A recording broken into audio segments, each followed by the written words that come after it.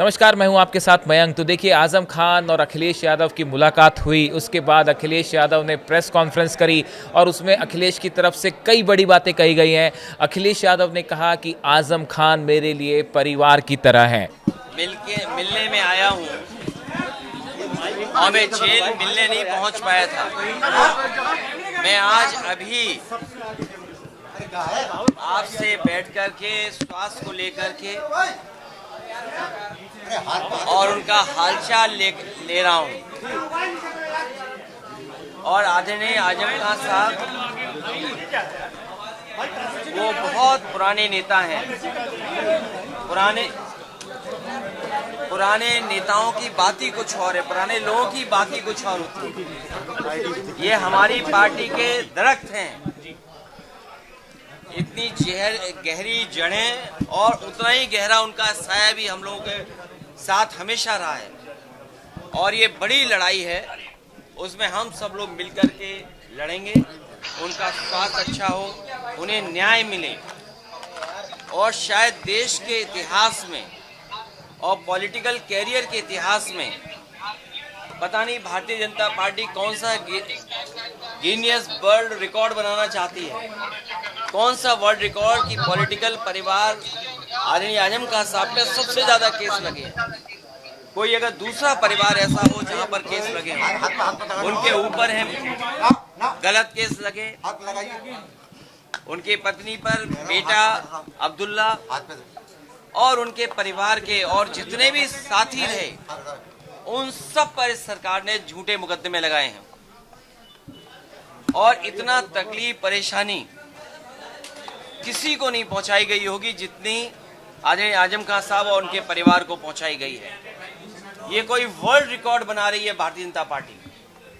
और अगर गिनती के हिसाब से हम लोग हिसाब किताब लगाएं तो हो सकता है Guinness book of world record में भी ये नाम आ जाए परिवार का कि सबसे ज्यादा झूठे मुकदमे अगर किसी परिवार पर एक पर लगे हैं तो वो आदरणीय आजम खान साहब के।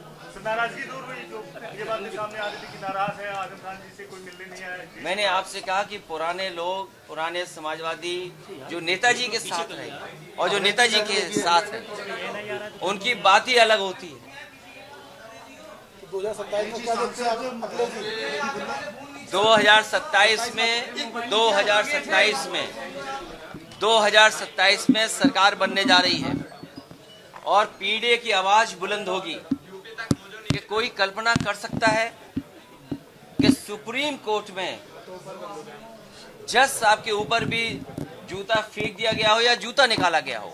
हालांकि वो बात यहाँ करने की नहीं है। आज मैं आदरणीय आजम खान साहब का हालचाल लेने आया था, क्योंकि जेल नहीं पहुंच पाया था, इसलिए मैं मिलने आया था। और लगातार हम लोग मिलते भी रहेंगे। लेकिन जो सुप्रीम कोर्ट में हुआ है, ये समाज में कहीं ना कहीं एक संदेश जा रहा है कि पीडीए के लोग कहीं बैठे हों, जीवन में कभी न कभी अपमानित होते हैं। और ये बात मैं पहली बार नहीं कह रहा हूँ। एक बार विधानसभा में मैंने ये बात कही कि जो पिछड़े दलित, अल्पसंख्यक, मुसलमान भाई, आदिवासी, जो पीडीए परिवार है, वो एक सूत्र में बंधा हुआ है अपनी पीड़ा से, वो अपमानित महसूस करता है और इस सरकार में अपमानित हो रहा है लगातार। सर, बरेली जा रहे हैं क्या? वहाँ पे मुलाकात करेंगे? मैं अभी केवल आदरणीय आजम खान साहब से मिलने आया, उनका हालचाल लेने आया। तो जिस तरह से कयास लगाए जा रहे हैं कि आजम खान साहब आपसे नाराज है काफी। मैंने आपसे कहा कि आदरणीय आजम खान साहब हमारे पुराने नहीं, ये आपको सूचना मिली कहाँ से? ये आपकी सूचना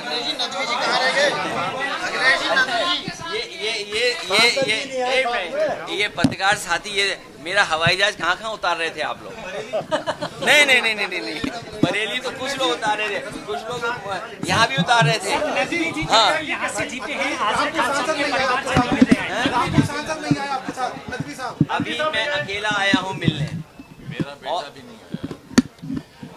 उनको होना चाहिए था आपके साथ। ये आप लोग क्यों तय करते हो सब बातें?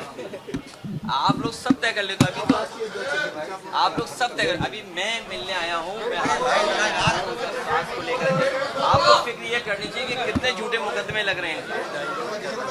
कितने झूठे मुकदमे लगे। और मैंने कहा कि इतने गहरे रिश्ते, ये समाजवादी पार्टी के दरख्त हैं, कितनी गहरी जड़ें।